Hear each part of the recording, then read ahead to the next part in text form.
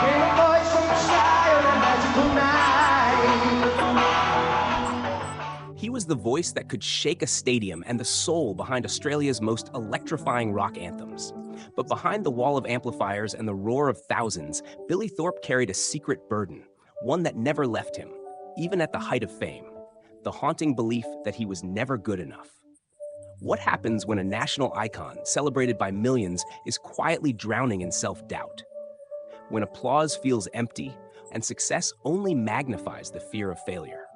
Before his sudden death in 2007, Billy Thorpe left behind not just a catalog of hits, but an emotional legacy far more complex.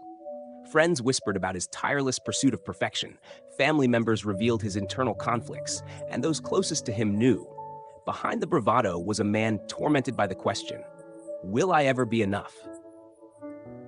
This is not just the story of a rock legend. It's the unraveling of a man who lived multiple lives: pop idol, psychedelic rebel, American dreamer, family man, financial wreck, phoenix rising, and finally, a soul undone by pressure he never escaped. As the spotlight followed him from Sydney's surf clubs to Los Angeles studios, Billy was building something more fragile than fame, a self-image that shattered every time he fell short of his own expectations.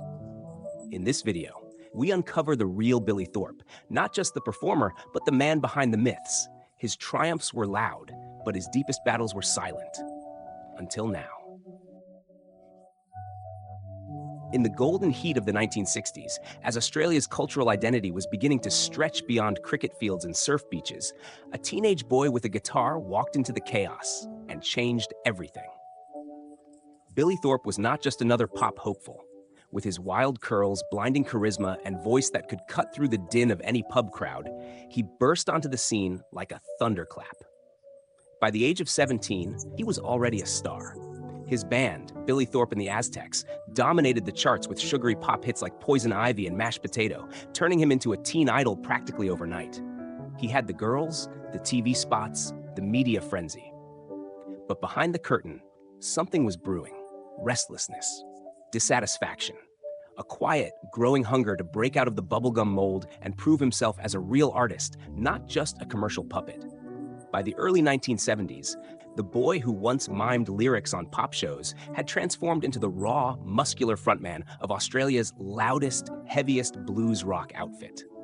The Aztecs had been reborn, and songs like "Most People I Know Think That I'm Crazy" became anthems of rebellion, drenched in distortion and defiance. It wasn't just about music anymore. It was about identity, authenticity, and breaking free from expectations. But even as the crowds roared and the albums flew off shelves, Billy's inner voice grew sharper. It's still not enough. The next step, in his eyes, was obvious: America, the Mecca, the only place where true greatness could be earned. By the end of the 1970s, Billy packed his dreams and his demons and headed for Los Angeles. There, among the cocaine-fueled studios and backroom deals, he'd chase validation at a cost few ever saw coming. What many fans didn't realize was that Billy Thorpe wasn't chasing fame anymore. He was chasing something far more elusive: self-worth. The early years were explosive. Raised in Brisbane and later moving to Sydney, Billy Thorpe was a child prodigy who seemed destined for the stage. By the time he joined the Aztecs in the early 60s, he was already a seasoned performer, but no one could have predicted the cultural shockwave he would ignite.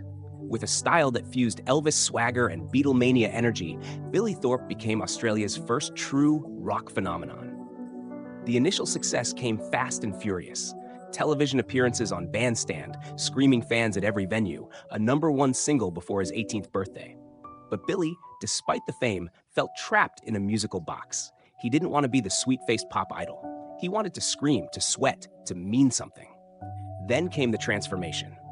In 1969, Thorpe shattered expectations. The Aztecs returned, but this time louder, dirtier, and unapologetically raw.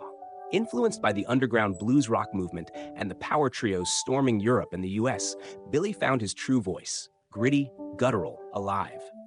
The band's live shows became legendary: 20-minute guitar solos, speaker stacks towering like monoliths, and Thorpe howling like a man possessed. At the Sunbury Pop Festival in 1972, often dubbed Australia's Woodstock, Billy and the Aztecs cemented their place in rock history. Their performance was volcanic. It wasn't just music, it was a cultural uprising. For the first time, Australian rock wasn't mimicking Britain or America, it was forging its own thunderous identity. By mid-decade, he was everywhere. Hit records, sold-out tours, magazine covers, radio domination. And yet, Billy began to feel the walls closing in. The very country that made him a legend started to feel small, limiting. He believed he had outgrown Australia, musically, commercially, spiritually. And so, in 1976, he made the leap that had broken many before him. He moved to the United States. In Los Angeles, Thorpe quickly surrounded himself with heavyweight names. He collaborated with Mick Fleetwood, jammed with the likes of Steve Kipner and Daryl Braithwaite, and recorded Children of the Sun, a conceptual space rock epic that was years ahead of its time. The single cracked the Billboard charts. The album gained a cult following. His futuristic stage shows drew crowds in New York and LA, complete with lasers and narrative arcs. For a brief moment, it seemed the American dream was within reach. But the machine was brutal. US record labels didn't know how to market him. He was too theatrical for rock, too hard for pop, too intellectual for the mainstream. Pressure mounted to soften his sound, simplify the message, make it radio-friendly. Billy resisted and paid the price. Promising record deals collapsed. Tours were delayed or canceled. Album projects were shelved. As quickly as he rose, Billy Thorpe began to fade into the LA smog. And the voice inside him, the one whispering, "You're still not enough," started to scream. He returned to Australia in the mid-1980s, financially battered, creatively exhausted, but too proud to admit defeat. The media called it a comeback. Billy knew it was survival. Still, he kept moving. He wrote an autobiography. He dipped into television. He reunited with the Aztecs for select shows. But nothing ever quite filled the void. Billy had tasted everything: success, failure, excess, reinvention. And yet, the more he achieved, the more it slipped through his fingers. He was haunted, not by obscurity, but by the feeling that he had almost reached something monumental, and somehow let it go. By the early 2000s, Billy Thorpe had seemingly found balance. He was no longer the wild-eyed frontman tearing through amplifiers on stage. Instead, he took on the role of a respected elder statesman of Australian rock, a mentor, a storyteller, a man who had seen the beast and lived to tell the tale. But behind his calm smile and frequent media appearances, the internal war raged on. Privately, Billy confided in close friends that he still woke up some mornings feeling like a fraud. He feared irrelevance. He feared being forgotten. And more than anything, he feared mediocrity. Even after 4 decades of critical and commercial success, he told one journalist, "I still feel like I haven't done what I was meant to do." That voice, never enough, had never left. Those closest to him knew the signs. His wife, Lynn, ever loyal, recalled the sleepless nights, the obsessive reworking of songs that would never be released, the long silences that came after a seemingly triumphant performance. His daughters, whom he adored, saw only fragments of the man behind the music. One once said he was the loudest man in the room, and also the loneliest. In America, he had risked everything. The failure to crack the US mainstream haunted him like a ghost. Friends remember how he avoided discussing those years in detail, only referring to them as unfinished business. Though Children of the Sun eventually became a cult classic, the validation he so desperately craved never came in his lifetime. Then came the financial blows. Behind the scenes, Billy's fortunes rose and fell like his guitar solos. At one point, he lost hundreds of thousands in failed investments. His wealth was mismanaged. He took on more touring gigs to cover debts. There were even whispers, never confirmed, that he sold personal memorabilia to stay afloat. He never admitted it publicly. Pride wouldn't allow it. The music, once his salvation, became both medicine and poison. In 2007, just after completing a successful reunion tour and appearing on national television to much fanfare, Billy collapsed in his home. A sudden heart attack. The man who had screamed through stadiums and bent time with a guitar string died quietly in the early hours of morning. The nation was stunned. Fans poured tributes across radio, newspapers, social media. Politicians called him a national treasure. The same industry that had once doubted him now praised him as irreplaceable. But the saddest truth? Billy never truly believed any of it. He died carrying the weight of unfulfilled expectation, A man who had done more than most could dream of, yet felt he had barely begun. He had proven everything to the world, except to himself. As his wife later revealed in one of his final journal entries, he wrote only 5 words: still chasing, never quite there. Billy Thorpe was more than a rock star.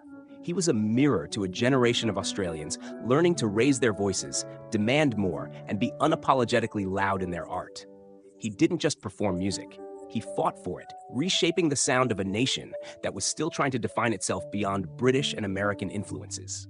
In doing so, he carved out a legacy that no other Australian rocker can quite replicate. But what makes Billy truly unforgettable is not just the music, it's the contradiction. Here was a man who could command thousands with a single growl into the microphone, but who doubted himself in ways few ever knew. That tension, that inner fracture, is precisely what gave his work its fire. He wasn't just trying to entertain. He was trying to prove something with every note, every lyric, every blazing solo. This channel does not view Billy Thorpe as a tragic figure in the traditional sense. He wasn't destroyed by scandal or addiction or public disgrace. His struggle was more invisible, more human. It was the quiet erosion of self-worth beneath layers of applause. That is a far more common pain than most people care to admit. In many ways, Billy's life reflects the price of chasing greatness. He set the bar so high that even his own achievements couldn't satisfy him. And while that may seem sad, it is also what made him burn so brightly. Had he been content, perhaps the music wouldn't have been so desperate, so raw, so necessary. He was not a perfect man. He made poor financial choices, alienated some of those closest to him, and obsessed over things that most would have let go. But from that chaos came art that meant something, not just in the moment, but across generations. This story asks us to reconsider what success truly looks like.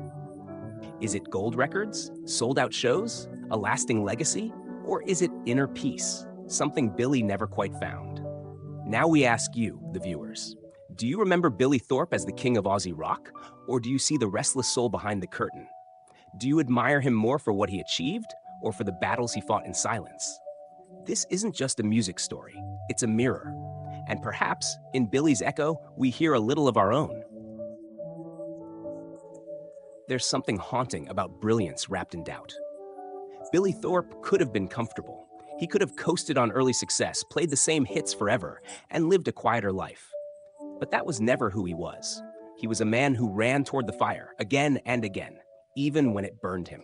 Today, his voice still roars through old recordings, his fingers still echo through guitars played by new generations, and his story lingers in the air like feedback after a final chord. But behind that power was a man who never truly heard the applause. Or perhaps worse, never believed it was real. He wasn't undone by scandal, nor silenced by enemies. He was undone by the same force that made him great, his refusal to settle, his relentless need to mean something deeper. And in that refusal, he gave us more than songs. He gave us truth, messy, beautiful, and painfully honest. Some stories end with redemption. Some never end at all. Billy's story lives somewhere in between, a restless spirit that never quite landed but refused to fade. Now that you know what the world never truly saw, you may never hear his voice the same way again. Some stories are never told, but now you know.